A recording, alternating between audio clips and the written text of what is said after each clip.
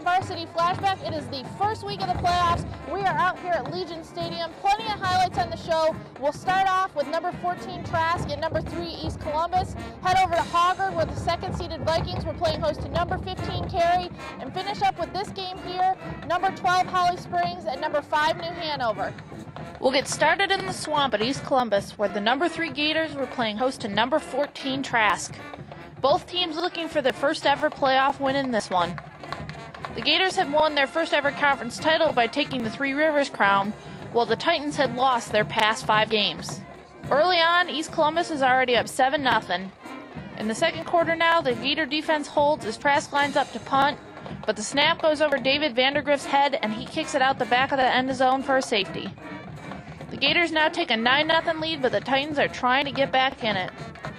Linwood Pickett seems to be caught up in traffic, but he bounces off the tacklers and rumbles ahead for a big gain.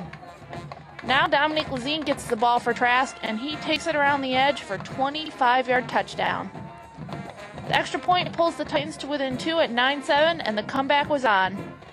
Trask scores the final 13 unanswered points and goes on to win 13-7.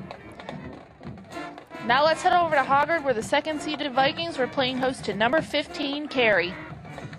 On the opening kickoff, Cary purposely goes for the onside kick and recovers the Hoggard fumble.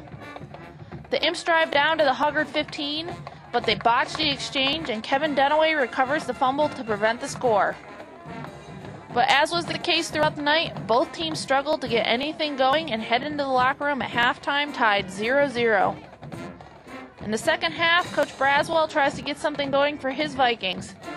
The offense starts clicking in the fourth as Rashad McDonald finds room around the right edge.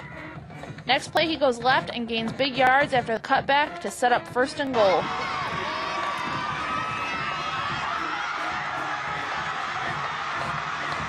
McDonald takes the relatively easy touchdown in from there, and the Vikings go on to win 7-0 to advance to the second round.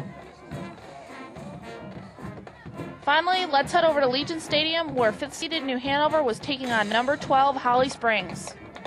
The Wildcats won their first-round playoff game last year and were trying to make it 2 in a row. In the first quarter of this one, kicker Nick Esquire hits a 42-yard field goal to put the Wildcats up 3-0. Then in the second, Tevin Mishu takes in this touchdown from 14 yards out to make it 10-0 in the first half.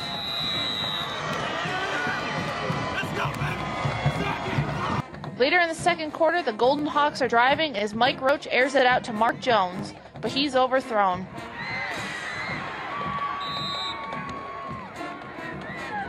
So Holly Springs goes for a 52-yard field goal attempt, but after the bad snap, Nick Hahn's attempt falls short.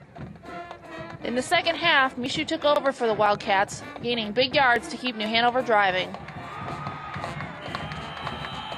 Then the Wildcats go to the air as Jordan Betts finds Jameel James, who makes the catch, turns, and heads for the corner and the score. The Wildcats add another touchdown late and go on to win 24-0. Due to a legal case involving eligibility, the Wildcats could play number 13 Pine Forest, number 4 Terry Sanford, or have a second-round forfeit win next week. That case will be decided early next week. Now let's take a look at the other scores from around the area. Wallace won in the 1A East 46-0 over Northampton East. In the 1A West, West Columbus was late, while North Duplin won at Cherokee 14-7. In the 1AA East, unbeaten Southwest Onslow keeps rolling with a 64-21 win over Union. James Keenan wins at home 34-6 over East Montgomery. Aiden Grifton ends Dixon's season 27-7. Pender keeps right on rolling as the 4 seed, beating Perquimans 49-7. Trask upsets East Columbus 13-9. In the Little 2A East, East Bladen remains unbeaten with a 42-18 win over Carborough. North Brunswick at Roanoke Rapids was postponed to 7 p.m. on Saturday.